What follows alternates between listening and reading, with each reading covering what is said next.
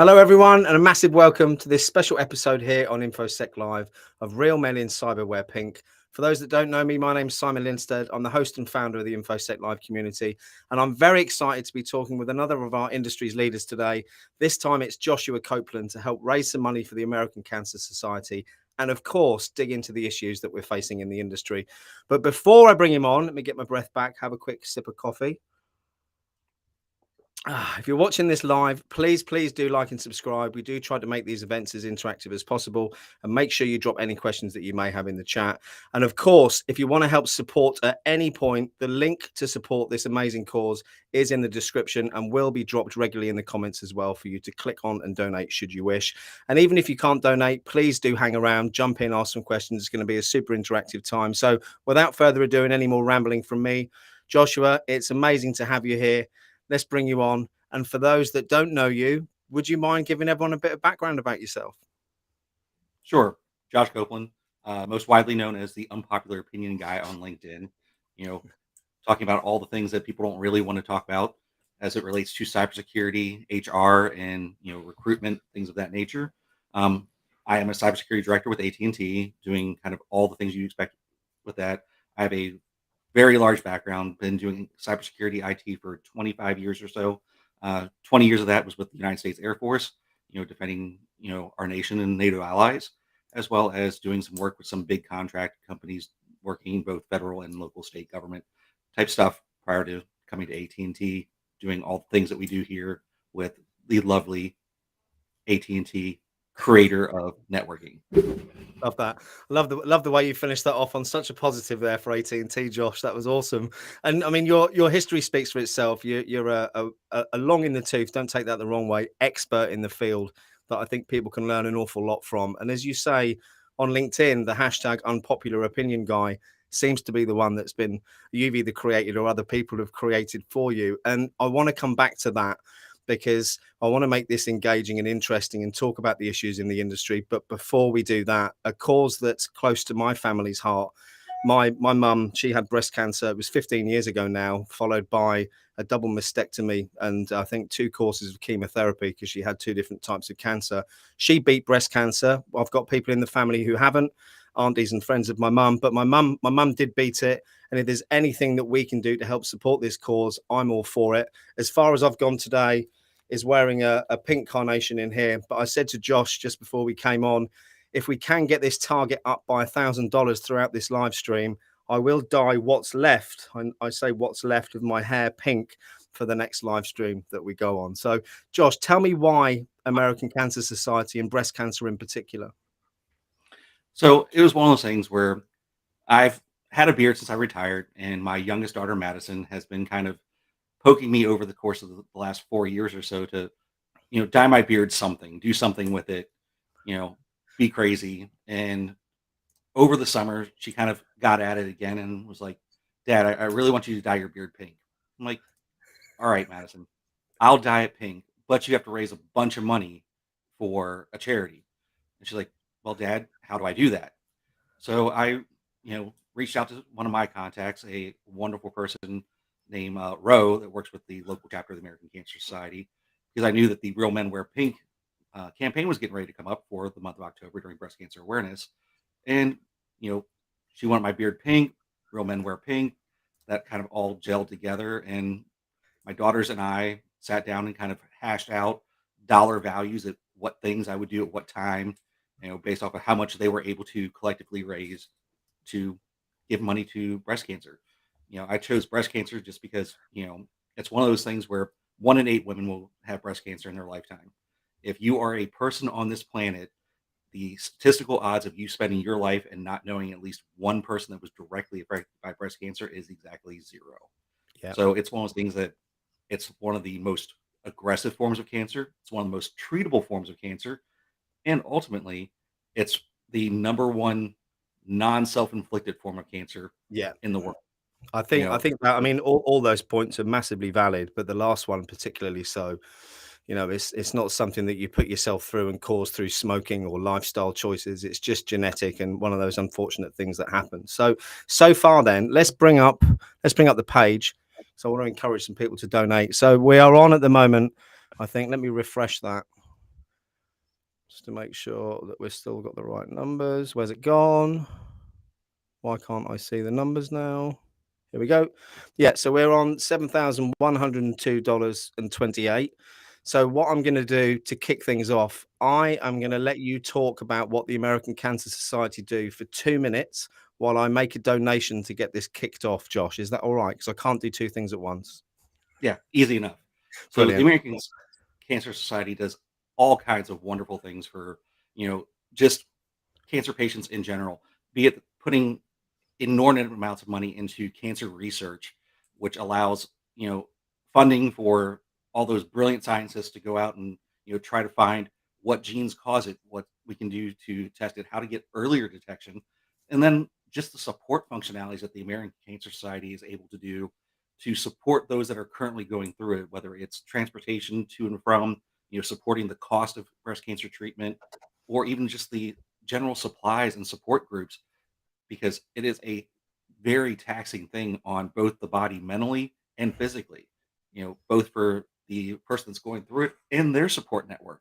So you're talking, huge amounts of emotional effort that go through this whole process.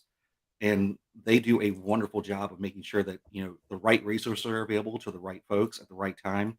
And then providing just kind of that overarching, whole life cycle support. You know, once you've had breast cancer, it's one of those things that kind of hangs over your head the rest of your life of, is it going to come back? Is it going to be one of those things? So that's why, there is the breast cancer survivor, and they're constantly going through that fight of breast cancer. So it's one of those things. I'm a father of four daughters. I have a wife. I have my brothers all have wives. All uh, my one brother, all his kids are girls. It's one of those things where I have a lot of women in my life that are important, that I want to, drive kind of this thing that is going to, deeply affect them one way or another, in a way that goes to, helping to treat, cure, and, hopefully eradicate in the course of, our lifetime. Absolutely. And I think one thing in particular that rings, I mean, selfishly, I suppose, rings true for me is the familial support for those, family members who are supporting the person who's got the cancer. I mean, I'm an only child. Mum was divorced, she was on her own, and it became, for her, it's like a full-time job, isn't it? There's the operation, then there's the chemotherapy. There's then, for her, she lost all of her hair. So we did a bit of fundraising for wigs. So we raised some money to get her a wig, and then we carried it on a bit further to help others. But it was from speaking to groups of the husbands, the wives, the sons, the daughters of those who'd suffered from it. They were the ones who were sometimes a little bit forgotten. So it's amazing to hear that the American Cancer Society, help all sides of the equation. Now, sorry to hear that, James. I've just noticed your comment in there. You lost your mother to breast cancer in '96, and you're right. Research has come a long way since. And let's just bring this screen back up quickly. We're now up to seven. I could only do $50 because I'm a bit poor at the moment, but I've done a $50 donation to take us up to 7,155.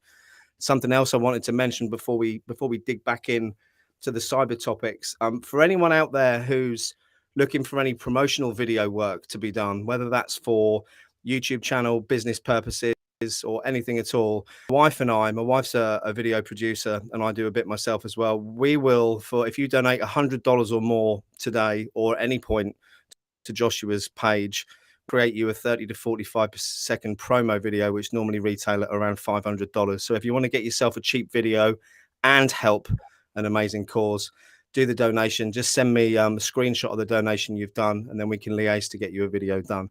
Other than that, the other offers there, if we can do a big donation, I will dye what's left of my hair pink for the next one. But Joshua, let's move away from the breast cancer topic for a bit, and let's move back to the cybersecurity industry, and in particular the post that you did. I think it was yesterday with a follow-up today, where you had to clarify a little bit that you didn't actually think certificates were complete rubbish. It was it was a little bit deeper than that. But for people who only read the picture on the post or the first three lines, sometimes it does need clarifying. But let's dig into that. So certifications, massive money-making part of the industry. In my opinion, taking a step back from that, the education system as a whole in the UK, I can speak for, I can't for in the US. But my children, I've got of them who've going through and been through education. We don't get taught to retain knowledge and understand things anymore. We get taught to pass tests. And I think the problem is deeply rooted in education systems, which then follows on to industries like ours, where you've got all these organizations who are preying on a lot of people and making them pass exams when they don't know a lot. And as you rightly said in that post, of course, there's a place for certifications and exams. Let you elaborate on that. What do you mean by that? So the thing that kind of kicked it all off is I made a post of, so you have 57 certifications and a master's degree. Okay, not impressed. And it ruffled a lot of feathers. And I can say this as someone who has 8 degrees, working on a ninth degree, so my third master's, and I have over 80 certifications. I'm not speaking from a point of, you know, I'm jealous that you have this many certifications or I don't value them, but it's a perspective as a hiring manager of what does that really tell me? You know, if you have those, great, awesome. You did the work, you got the piece of paper, great. Now show me that you have the knowledge and you can apply that Can knowledge. I just get you That's to what I take a care step? about. Let me get you to take a step back there, because let's frame this properly. Because I noticed on your post earlier that you've got how many degrees, how many certifications, Josh? 8 degrees, working on my ninth, and I stopped counting at 80. I've gotten a few more since then. I mean, that frames it perfectly, doesn't it? So you clearly see the value in education, and you clearly see the value in certification. But as you say, unless you can retain and relate the knowledge that you've learned to what you need to, it's a tick box exercise, isn't it? Absolutely. And to be absolutely fair, we have kind of self-generated this. And to your point earlier that, we have definitely changed education in the big picture, not just certification, but education as a whole from primary school through, post-secondary, in very much a teach the test mentality. Everything is about passing the test, passing the course, rather than actually providing true education that you can, ingest that knowledge, have good critical thinking skills, and actually be able to apply that knowledge, for other things across the board. So that has definitely driven some of that. And then here in the States, back in the early 2000s, when the DoD came out with their, DoD Directive 8570 that forced military members and folks that were doing work with the DoD to have specific certifications to do their work. It was very much a checkbox exercise. If Yeah. you're in this kind of role, you must have this cert because we created this right that said so. And the thought behind that was really, it was important because they wanted to professionalize the network. They wanted to make sure that the folks that were doing all this important cybersecurity work, particularly for the DoD, which has, national and international defense consequences, actually knew what they were doing. Unfortunately, as it often happens, when you create a checkbox, it becomes just a checkbox. Yeah. Folks are going through, $8,000 boot camps in 1 week and, you know, blasting out the exam because they just had everything crammed in their brain and spewed it out during the exam and then forgot it the next day because, you can't retain information if you've got it that quickly. Um, No. And because DoD did that, the rest of the federal government did that, and because federal government did it, state government started doing it. You know, the Fed contractors, all those big companies that do all that amazing work to help support the National Defense Industrial Base and the federal government started requiring that because they were required to have it, and it kind of just filtered out from there over the last, you know, 20 years or so, to where now you have this instance where people want certifications just to check a box, not necessarily because there's value in having the knowledge. One of my good friends, JJ Davies, has a quote that says, certification should be the byproduct of education, Yeah. not the thing that you Right. are actually going for. I completely agree. And before we move on to how we can look at changing that in the industry, let's talk about boot camps. So I've made comments about boot camps before, and I'll put a caveat on that because I do think, I mean, we've had this conversation, not live before, I think, Joshua, Yeah. where I've used boot camps in financial services before to reaffirm existing knowledge so something that I've been working in for a while, struggling to pass the exam, because unlike you, who is clearly pretty good at passing exams. My brain's more like a sponge with a raincoat on, and everything seems to run off. I blame it on a misspent youth. But I just think it helped me to get through Yeah. an exam to do my job, but I kind of knew the underlying stuff anyway. So for companies out there who are preying on people, whether it be transitioning from the military, leaving university, switching careers, who say that in 3 to 6 months you can become an expert in cybersecurity, I mean, it's absolute nonsense, in my opinion. Yeah, absolutely. There is absolutely a valid place for, those 1 week boot camps to pass a certification exam. You know, Someone like me, I've been in the industry for 25 years. If I'm going to go take an exam and, I want to make sure that I've brushed up on all the right things, that I know what the exam ease is that's related Yeah, to that. Just because I know it doesn't necessarily mean I really understand what the objectives of that exam, what the focus of that exam is. I'll use, the CISP versus CASP. You know, they're both very high end exams, but very different focuses. yeah, One, you're going to look at two questions that look identical. And on the CISP exam, you're going to definitely go for the more management answer. And for the CASP, you want to go for the more technical example or yeah, answer. And boot camps are a great way to kind of sharpen your focus on what you really need to refresh. So there's absolutely a place for boot camps. They have a valid role. But to your point, the ones that are very predatory, they're charging, inordinate amounts of money and saying, if you get this certification, you're going to be able to make, $80,000 a year. That's just not right. And it's no. just false. Yeah, it's not fair. You're preying on people who are sometimes in a vulnerable position as well. Especially those who are looking to transition from a different career. They can end up investing a lot of money to obtain some qualifications that don't really give them the grounding they need to do that career. It's frustrating to watch for someone who hasn't been in the industry for long. I can only imagine how frustrating it is for you, Josh. Let's jump back to the fundraising page because I think we've had some action. So we are now up to $7,260.53. Yay. Woo! Thank you. So I can't see who that is. If Joshua, if you can see on your end who's made the donations, I will happily do a big shout out to you. And again, if anyone's done one in lieu of getting a video done as well, please do drop me a message and I'll be happy to get that done for you. But let's keep ticking that up. Let me drop in the chat again the link to donate in case anyone's missed it. Oh, yeah. Any donations, anything you can afford at all would be massively appreciated. And I think we're only $100 off me dyeing my hair pink for the next live stream. So do keep those donations coming in. I've always wanted to do a live stream with a fundraiser. I remember watching them when I was a kid. They used to spin the wheel and Yeah, lots of different lots of different competitions. We haven't got that lined up, I'm afraid, Josh. it's okay. We're having a great conversation.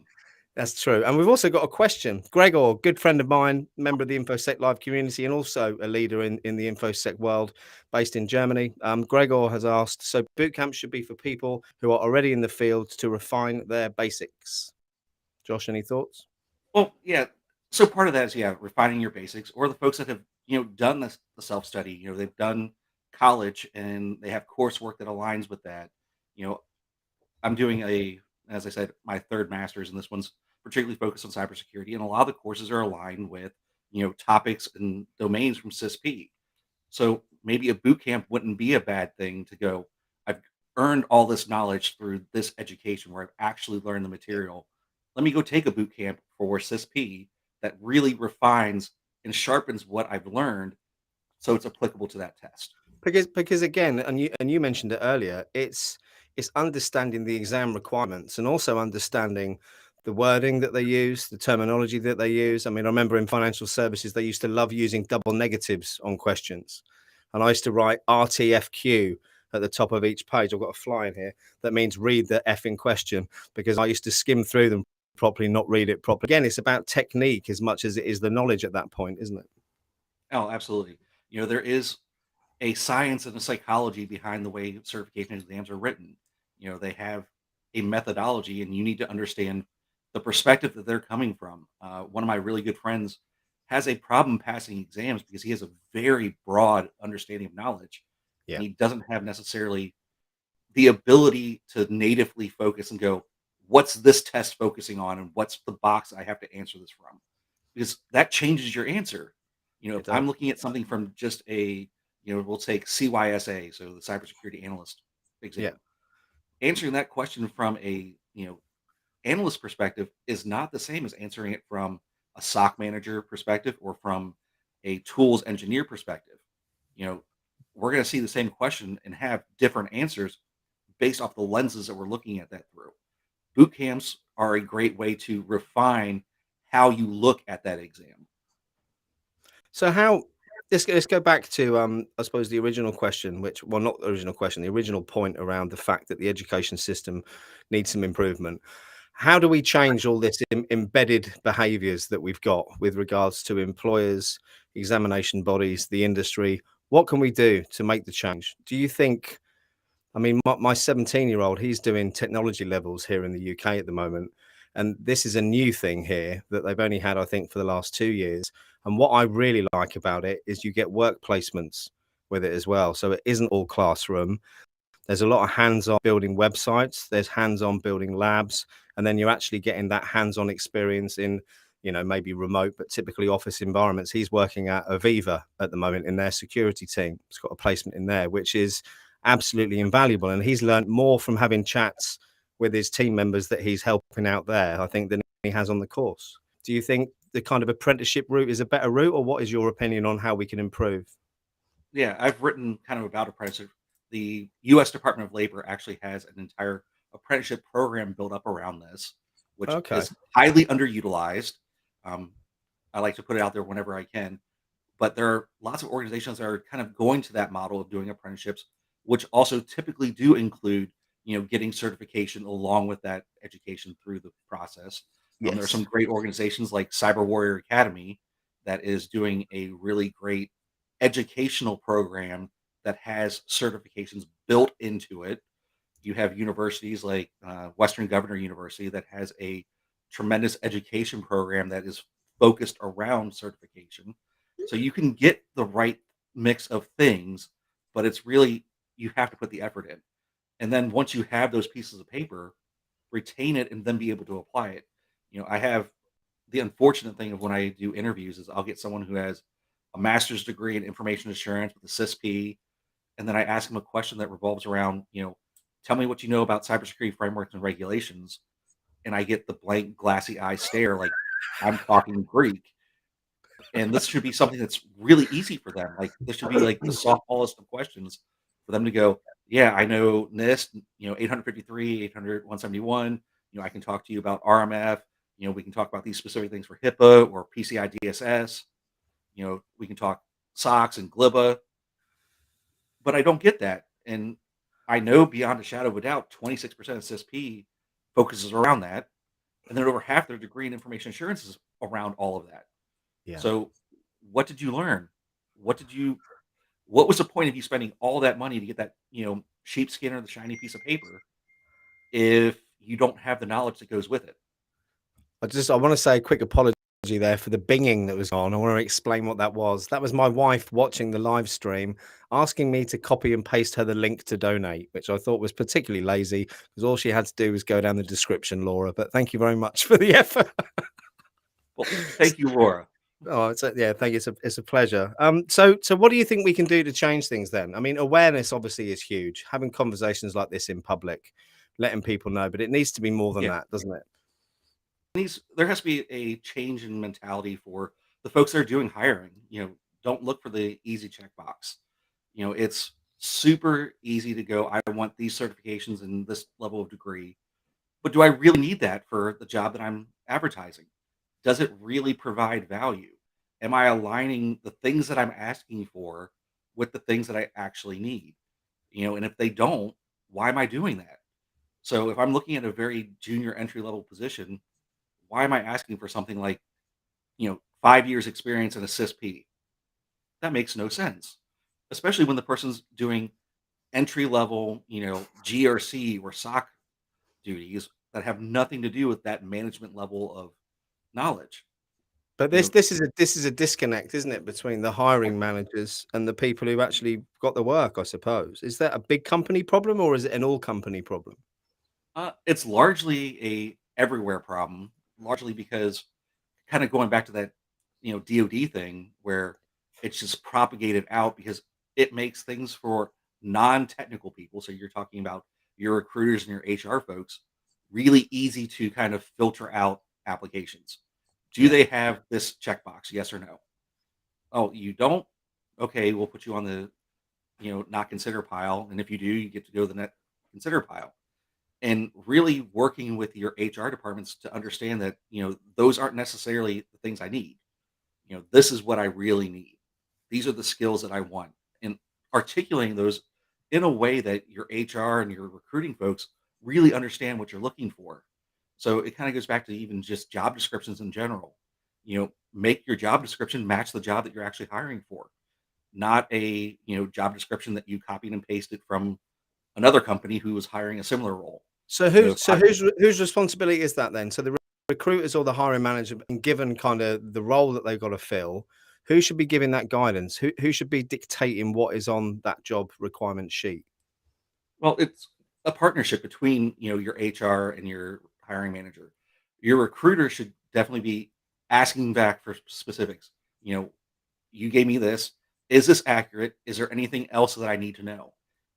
Maybe I'm a hiring manager. I write a job description, and maybe I don't want to tell the whole world what brand of networking equipment I'm using.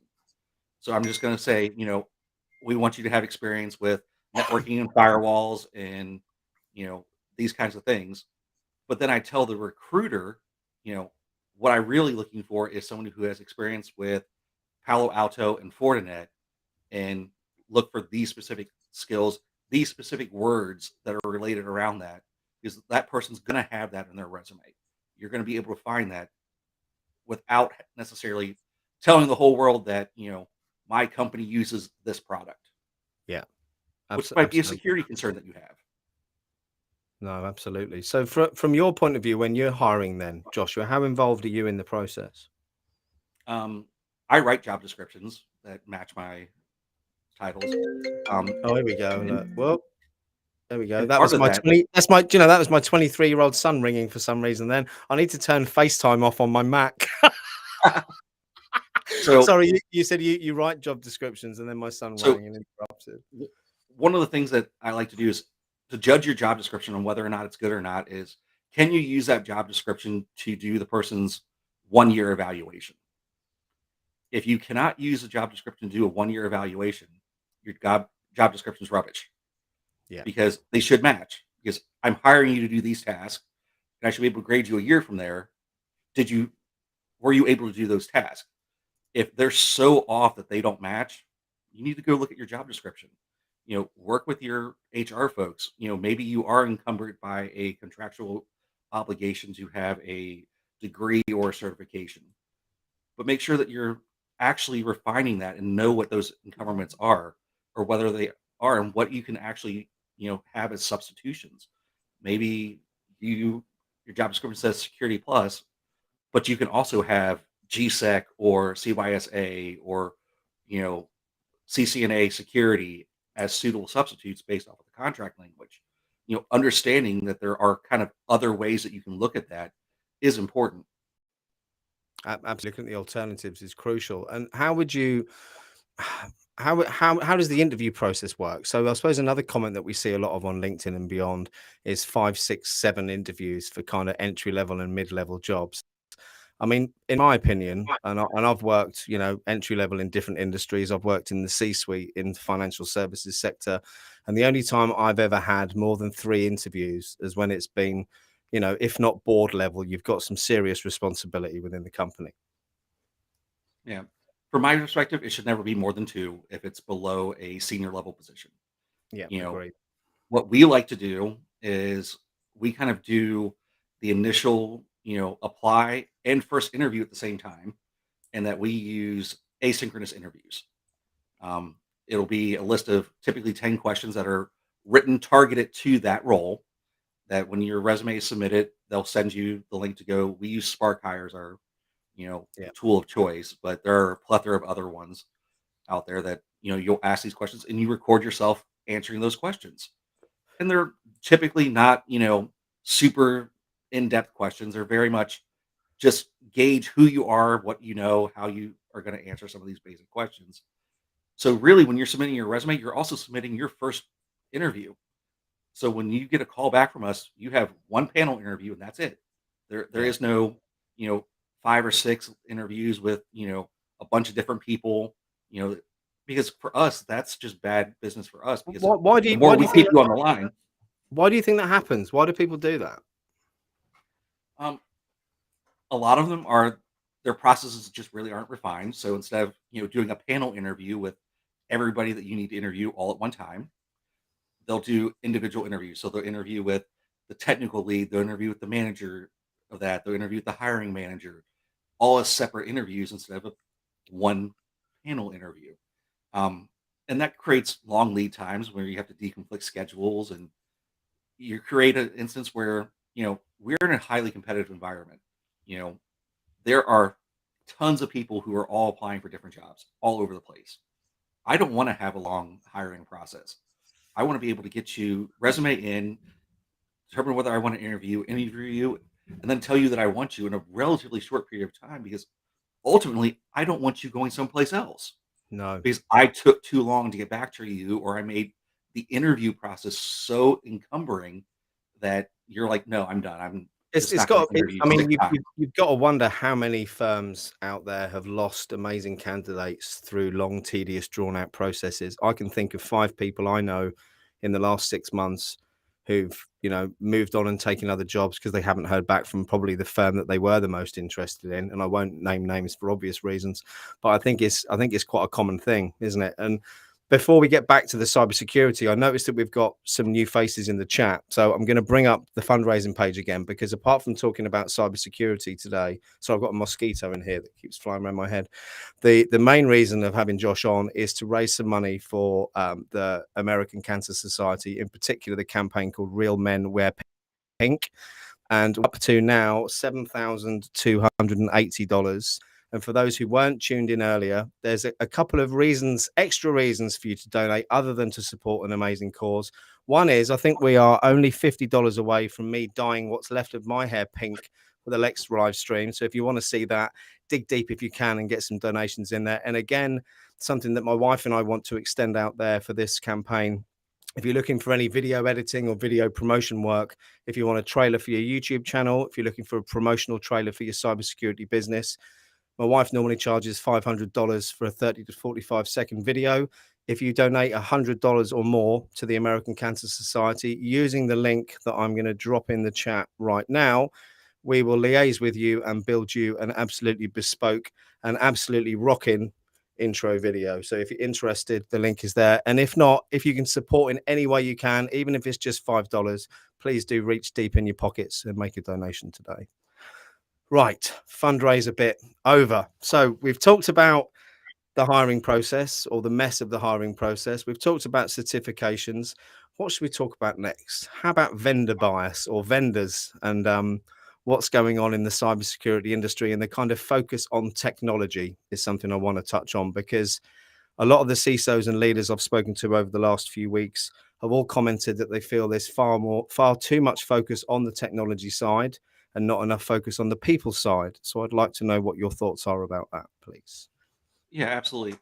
So anytime that you're dealing with a organization, and it's not unique to cybersecurity, but maybe a little more focused in cybersecurity, you have 3 pieces that you're really dealing with: people, process, and technology. And it's really, really easy to get so focused on the technology bits because those are easy, they're quantifiable, you can put real dollars and cents against them. Yeah. But really, you should kind of put a lot more focus on your people and your process because it doesn't matter how good the tool is if you don't have a process that defines how you use that tool and you don't have the right people to use those tools Yeah. using the process that you defined. And how important is that for every size of organization? So you look at some of the smaller businesses who are now waking up to the fact that they need to start embracing cybersecurity, looking at their security posture, looking at what assets they've got. Where do they start? I mean, the problem we've got at the moment from some of the companies that I speak to, especially the ones who are being driven by either regulation or insurance, is that these firms, and some of them are 100 million turnover firms as well who haven't done anything about cybersecurity. The first thing they think they need to do is a pen test, which, I work for a penetration testing firm. Of course, I'm going to say that's important. But if you don't know what you've got for a start, I'd say probably the best place to start off could be an asset register. But should you really not be looking at the people within the organization because they're the ones who are on the front line all the time? Yeah. So if you don't know where to start, one of the first things you should do is hire a person who actually knows where to start. Whether that's, bringing in a, security director or a CISO type position as a full-time FTE, or you go out and utilize one of the fractional virtual CISO services that can kind of come in and take a landscape of where you are. Yeah, Understand what your risk is.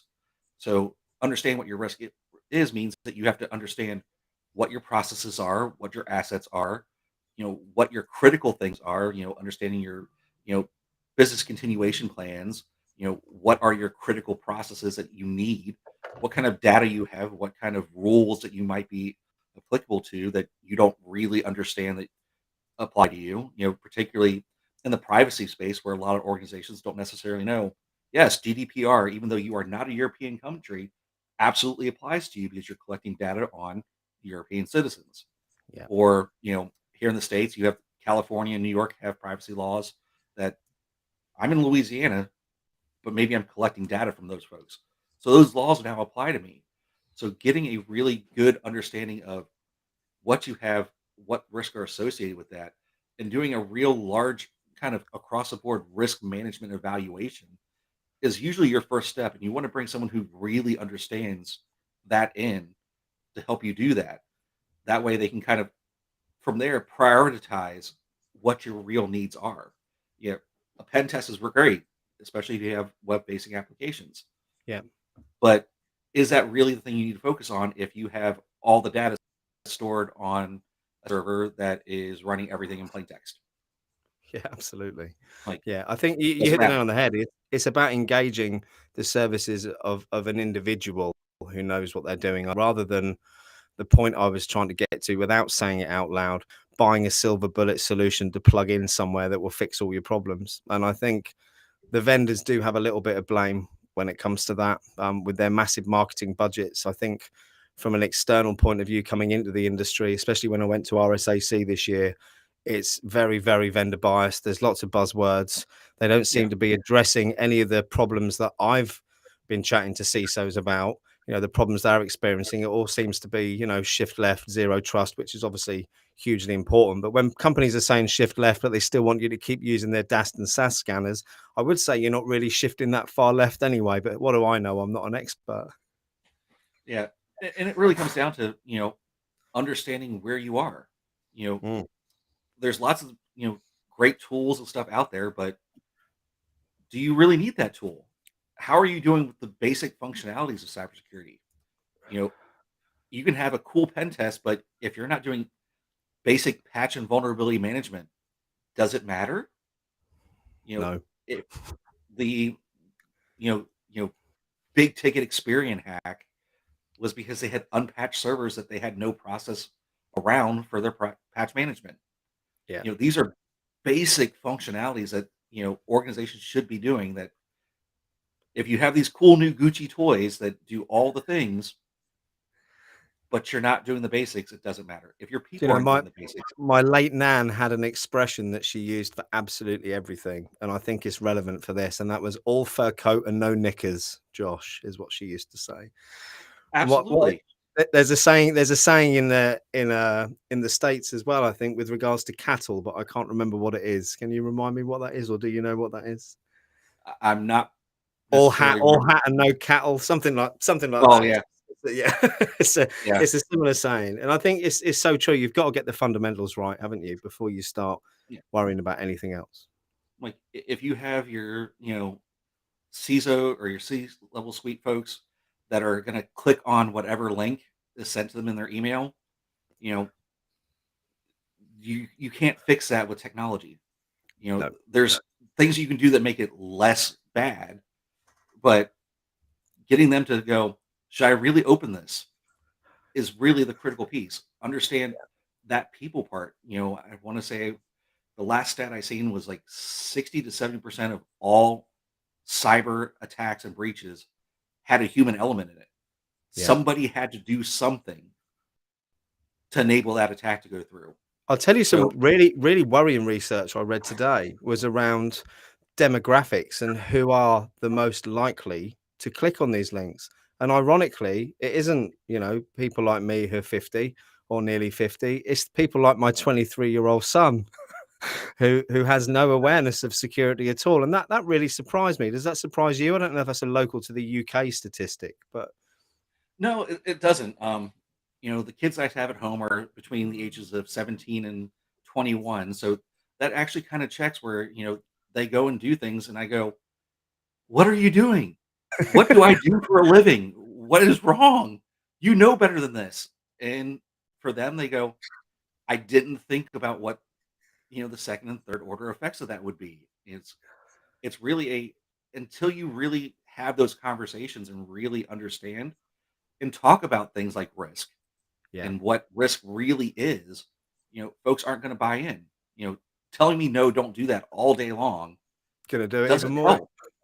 I'm like, that doesn't help. But if If I you tell tell you you, if you tell your children don't do anything, they don't hear the word don't. Don't climb that tree, Ace. That's what I say to my 4-year-old. Before you know it, yeah, he's halfway up the tree. Yeah.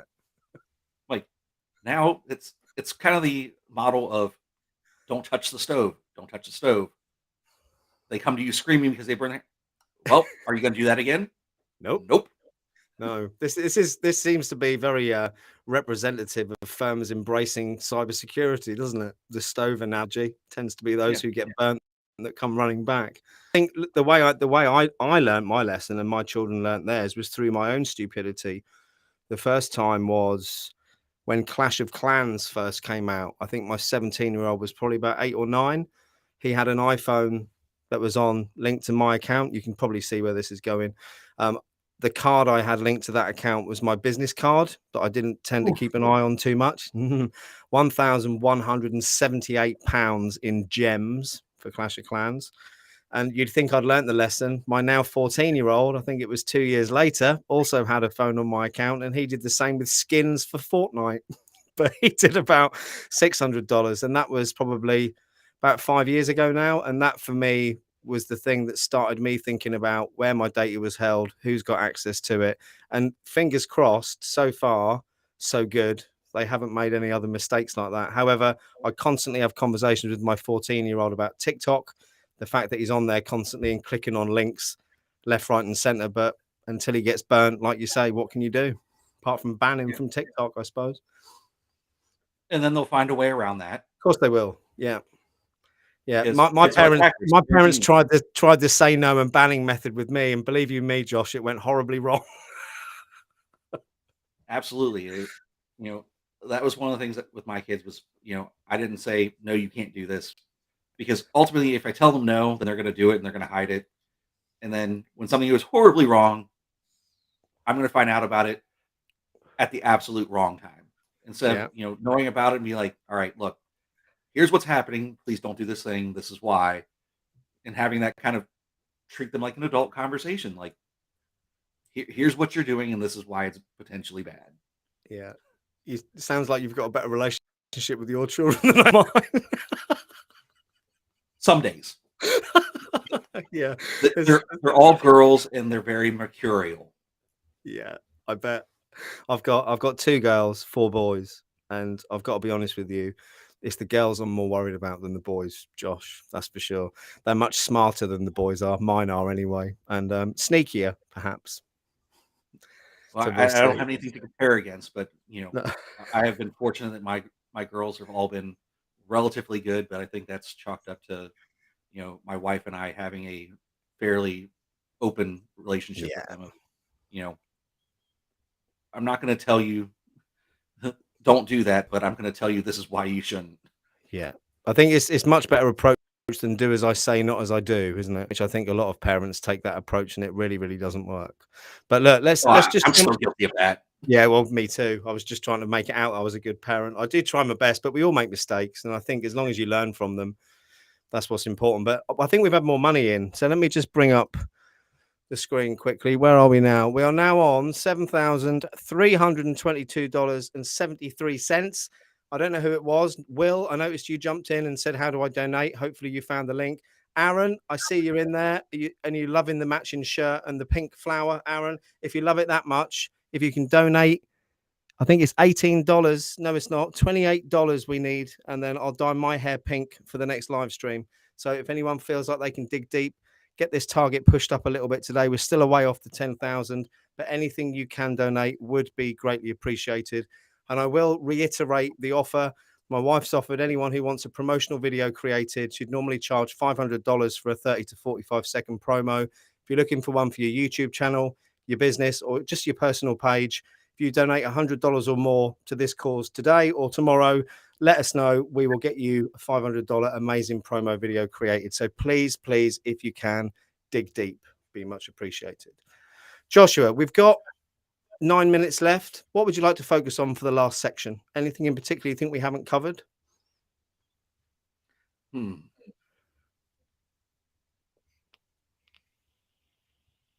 Good I'll have a question. sip. Hard I'll have a answer. sip of my coffee while you think.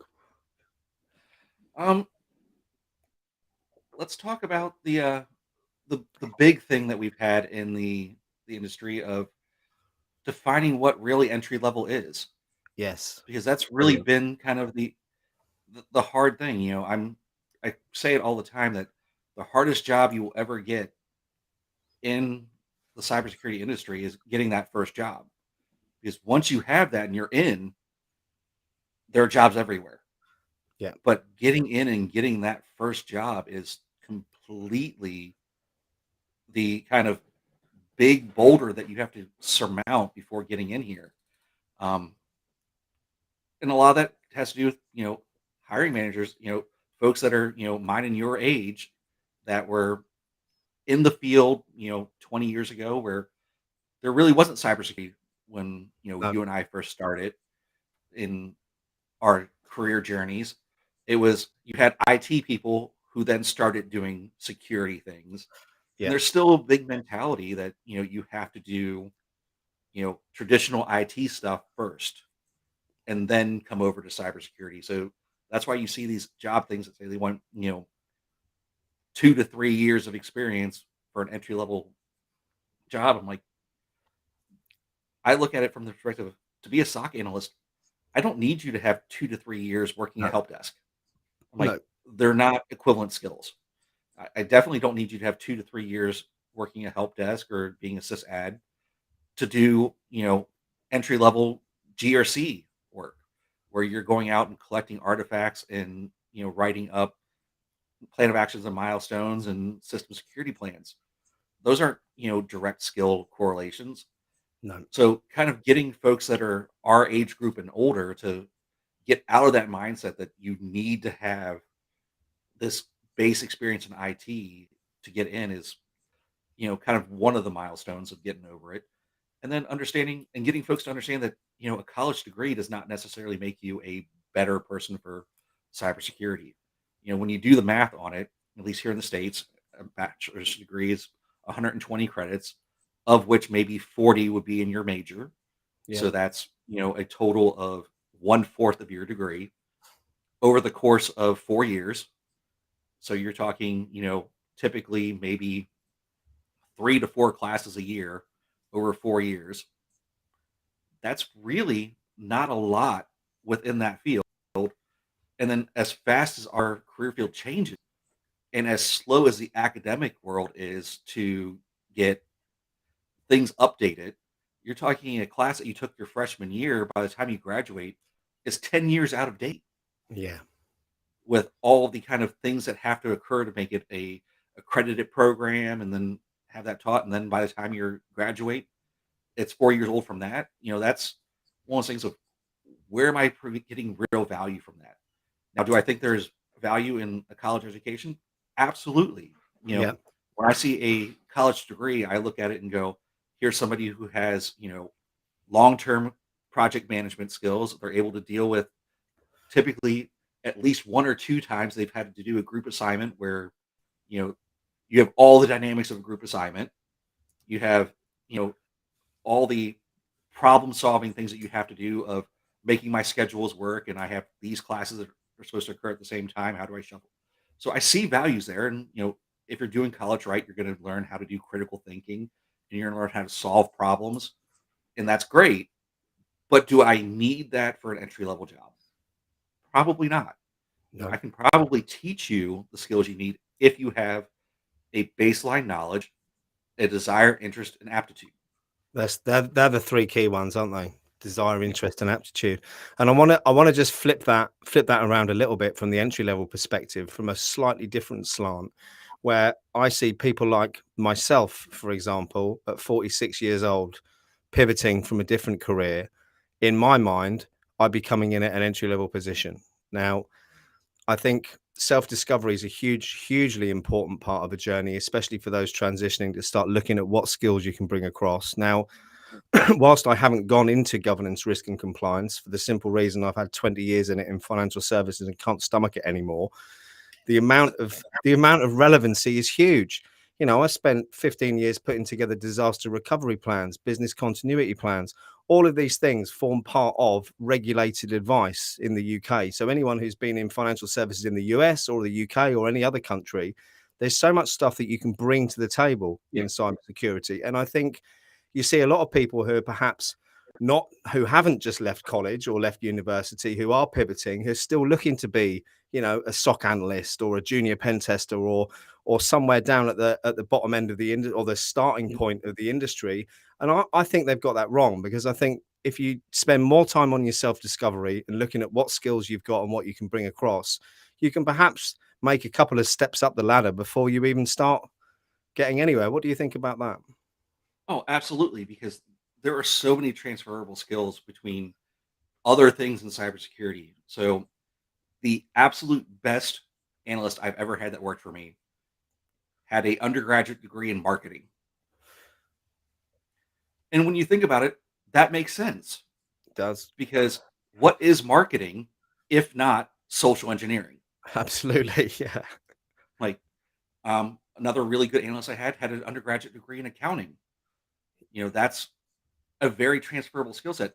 That attention to detail.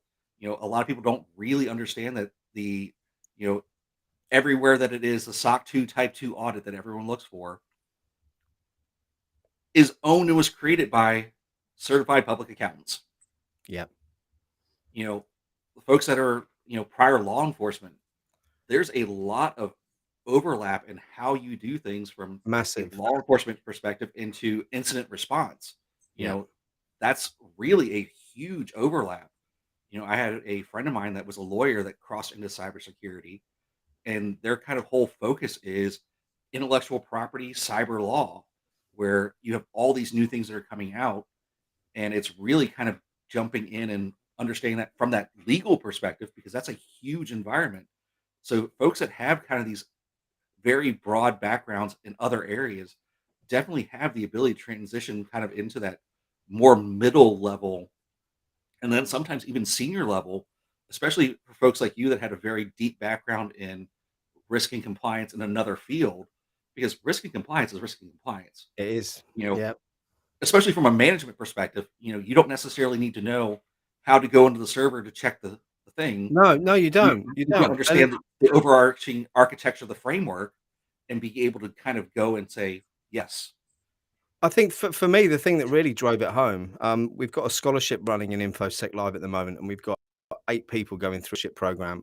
The big starting point of that is the self discovery journey, but the one fundamental qualification that I'm getting everyone to do is the ISC squared, certified in cybersecurity. So I thought I better do that myself, seeing as I'm telling people to do it. And the amount, I think there's probably a quarter of that syllabus I knew inside out, which was around, disaster recovery plans, the risk and compliance side, because that was the same language that I'm used to. And I think while we're talking about risk and language, again, the risk we talk about as cyber professionals compared to the risk that board members, finance directors talk about, it is slightly different terminology. And having the understanding and knowing how to relate things to both sides, whether it's the team working underneath you or the team working with you, or the board above. It's so important to know the language, isn't it? Yeah. Being able to translate what I call the bits and bytes into Yes. business is kind of the hallmark of a good CIO and CISO. Being able to get the business side folks to understand why, your technology and your security are important, and translating that into a business case is what's really going to get those, roles real buy-in from the other rest of the organization when they understand that, you know, we use metrics all the time. So like a 5 nines uptime means nothing to the CFO. No. It just doesn't. No. But if I tell you by having 5 nines versus 2 nines, we're increasing the ability to generate sales by $2 million. The light comes on and they go, oh, now 5 nines is important to them. Yeah. Absolutely. I've just noticed the time. I've had so much fun. We've gone over an hour. There is a couple of things I just want to mention quickly. Firstly, Brent, where are you? Brent Naple made a comment there. Thanks, guys, for your initiative to help raise awareness and donations for this cause. A couple of years back at a breast cancer event, I wore a victory bar. I'm not sure if it matched my beard or not. Brent, you need to show us at some point. Love to have you on the show with your bra. That would be most appreciated. And I also noticed that Steve Hindle's just jumped in. Steve, thanks ever so much for joining us. I know you're friends with Josh. We've had a few conversations the last couple of weeks. Thank you so much. And just to wrap things up, let's bring up the fundraiser board, because I think it might be you, Steve. And if I'm taking this away from anyone else, I apologize. But it looks like we've had another couple of donations in since we last looked. And we are now up to £7,372.73, which is absolutely amazing. So I want to say a huge thank you to everyone who's dug deep tonight. You'll be pleased, or maybe not pleased, to know that we've hit the target for me to dye what's left of my receding hairline pink for the next one. And again, if anyone's watching this on the replay and you want a promo video done, my wife and I are offering what is normally $500 30 to 45 second promo for YouTube, your business, or even your personal account for the price of a $100 donation to the link in the cause here. So everyone who's donated, a massive thank you. Josh, a huge thank you for your time. It's been absolutely amazing, as I thought it would be. You're definitely not the unpopular opinion guy, in my opinion. I've got the same opinion, so we're good. But how about, when does this finish, this fundraiser, Josh? The fundraiser finishes on the 31st, so it's the end of the month. So we still have a few more days to hopefully get up to that, $10,000 mark. Yeah. So everyone, please do dig in. The link to donate is in the comments. We'll do maybe we'll do a recap in a couple of weeks if you've got time, Josh. At that point, I'll dye my hair pink. We'll come back on and see if we can get some stragglers in for some last minute donations as well. Josh, thank you so much. Everyone, thank you for tuning in. We're back next week with the CISO experience here on InfoSec Live. Have an absolutely amazing weekend. And if you can dig deep, links in the description. It would be awesome. Thank you. Josh, thank you so much. Thanks for having me. A pleasure. Thank you.